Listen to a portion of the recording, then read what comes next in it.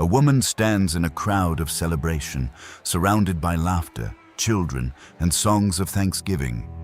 Yet her arms remain empty, her smile carefully stitched over a wound no one dares to name aloud. In a world where legacy is measured in sons and silence is mistaken for shame, Hannah carries a paradox too heavy for words.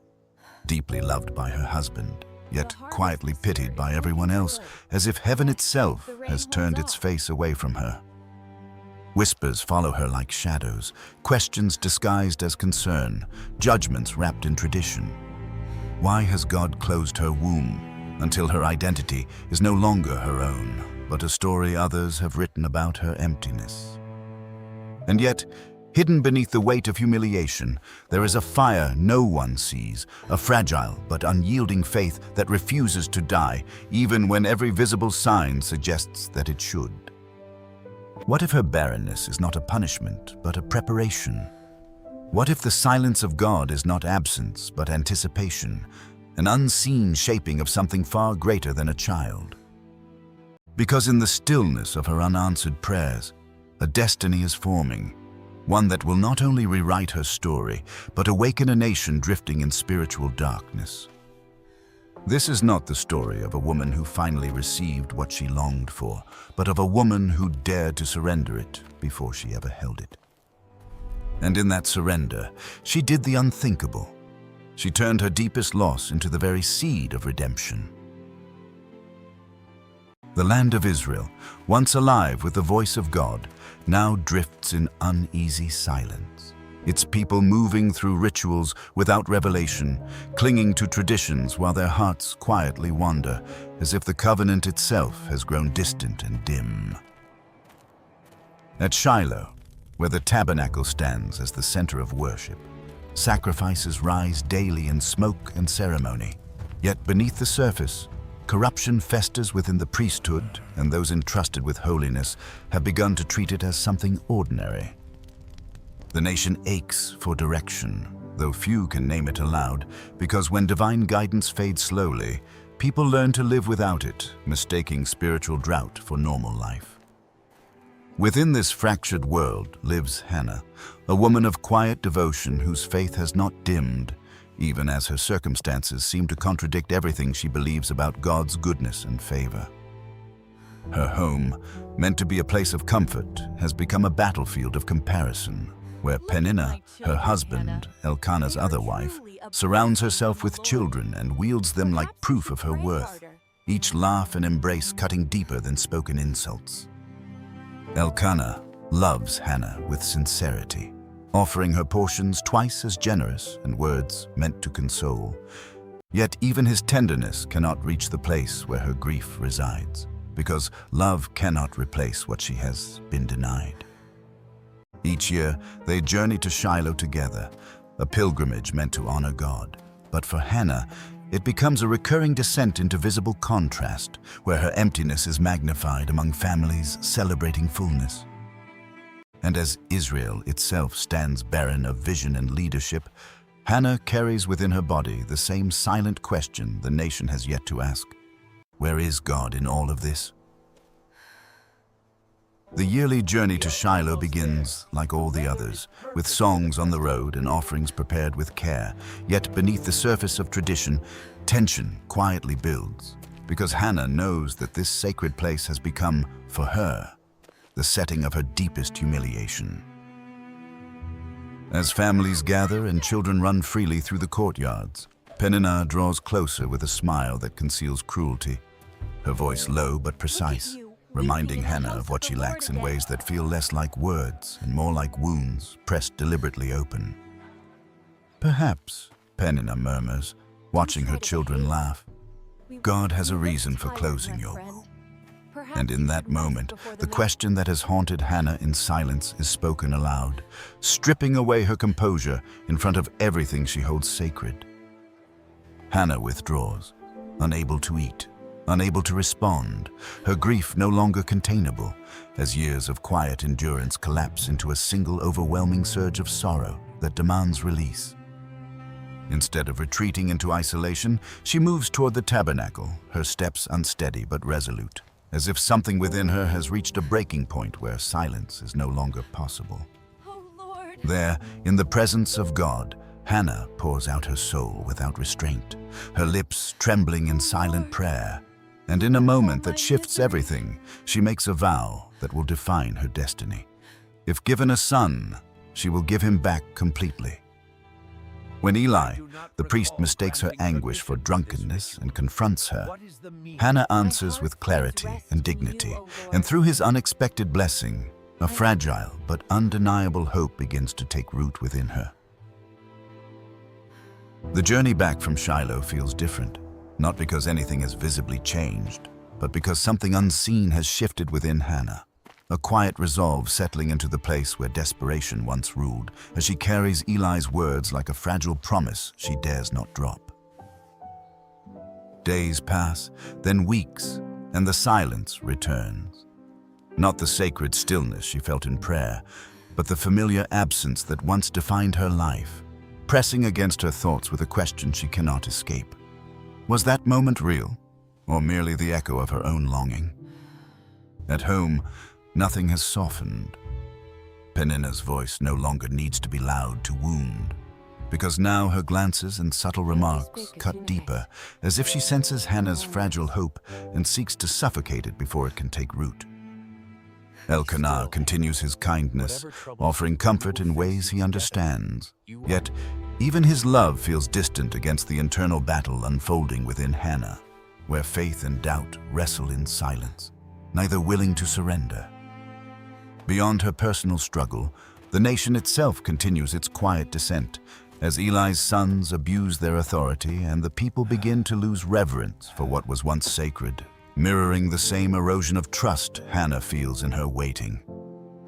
And yet, in the midst of uncertainty, Hannah makes a quiet, deliberate choice to live as though her prayer has already been heard, clinging to peace without proof, even as every external sign suggests that nothing has changed at all.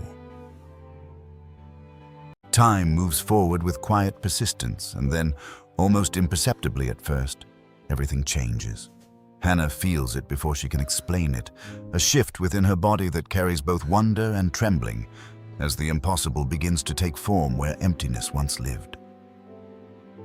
The whispers that once followed her now fall silent, replaced by astonishment as life grows within her, and the long closed door of her womb opens, not gradually, but decisively, as though heaven itself has intervened at last. When Samuel is born, joy floods every corner of her world, his cries filling the space that had been defined by absence, his presence rewriting years of sorrow in a single, undeniable moment. Yet beneath the overwhelming joy, another truth rises just as powerfully. The vow she made in desperation now stands before her in fulfillment, no longer distant or abstract, but real, breathing and wrapped in her arms. Every instinct within her urges her to hold on, to savor what she has waited so long to receive. But the promise she spoke in surrender echoes louder than her desire to keep. As she gazes at Samuel, Hannah makes a decision that cannot be undone, her voice soft but unwavering as she whispers, "You were never mine. You were always his," choosing obedience over possession in a moment that seals her path forward forever.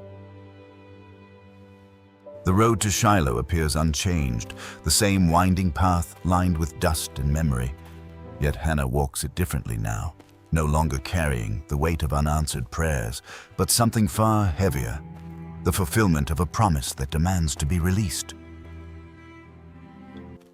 Samuel rests in her arms, no longer just a miracle, but a living reminder of the vow she made in her darkest hour, and with every step forward, the tension between love and obedience tightens, as if each movement draws her closer to both fulfillment and loss.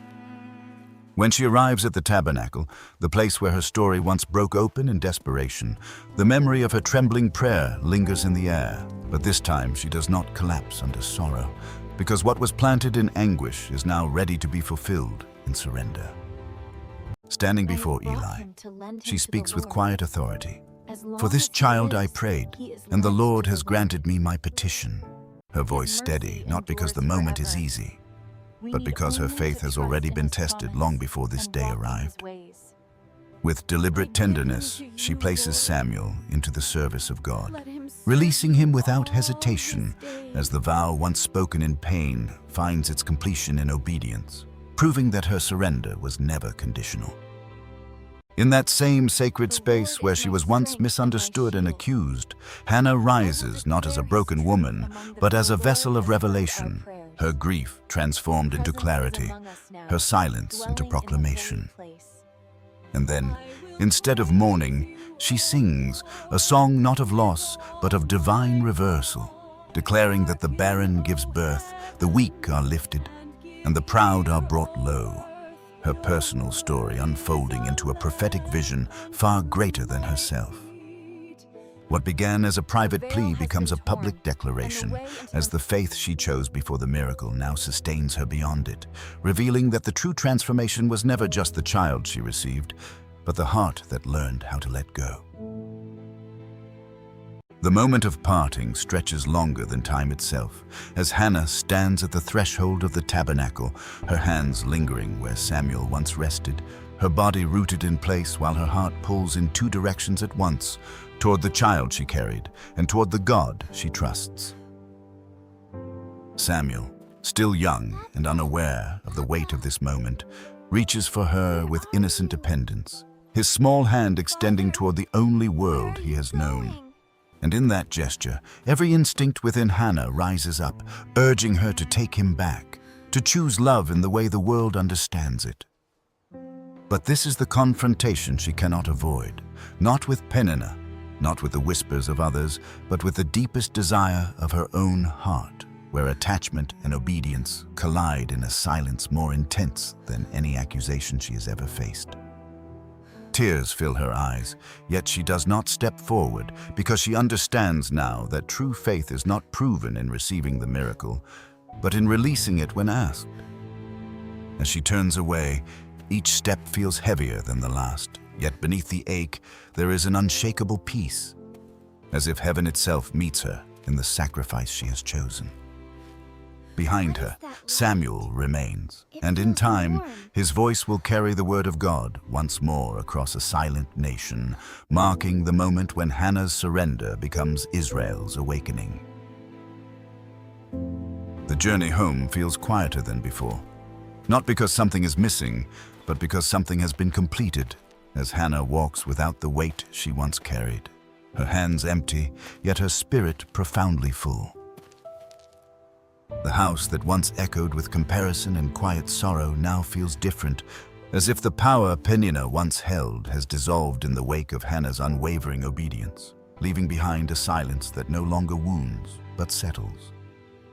In time, God restores Hannah in ways that go beyond what she first asked for, blessing her with more children, yet these gifts no longer define her worth, because she has already found her identity in surrender rather than possession. Each year, she returns to Shiloh, bringing a robe she has carefully made for Samuel, a tangible thread of love woven into fabric, not to reclaim him, but to honor the life she released into God's purpose. Meanwhile, Samuel grows under divine guidance, his voice becoming clear where silence once prevailed, and through him, the nation begins to awaken as truth replaces corruption and direction returns to a people long without it. What began as a private act of faith now unfolds as public restoration, proving that Hannah's surrender did not diminish her story, but expanded it far beyond anything she could have imagined. Generations pass, kingdoms rise and fall, yet the echo of Hannah's story remains, carried not only in the legacy of Samuel, but in the quiet, enduring truth that one surrendered life can alter the course of history. She is remembered not as the barren woman who was once pitied, but as the unlikely hero whose faith reached beyond her own pain, transforming personal loss into a foundation for national renewal. Her story becomes a pattern woven into the fabric of faith itself, that God often begins his greatest works in the hidden places of human weakness, where surrender feels like defeat, but is, in truth, the doorway to divine purpose. Even now, Her journey speaks into the lives of those who carry silent struggles, who wrestle with unanswered prayers and the quiet fear that they have been overlooked or forgotten. What if the very thing that feels like absence in your life is not a denial, but an invitation? A space where something greater is being formed beyond what you can yet see or understand. Hannah's life answers with gentle authority, reminding us that faith is not measured by what we receive, but by what we are willing to release into God's hands. And in that release, as her story so powerfully reveals, the most unlikely lives become vessels of redemption, shaping destinies far beyond their own.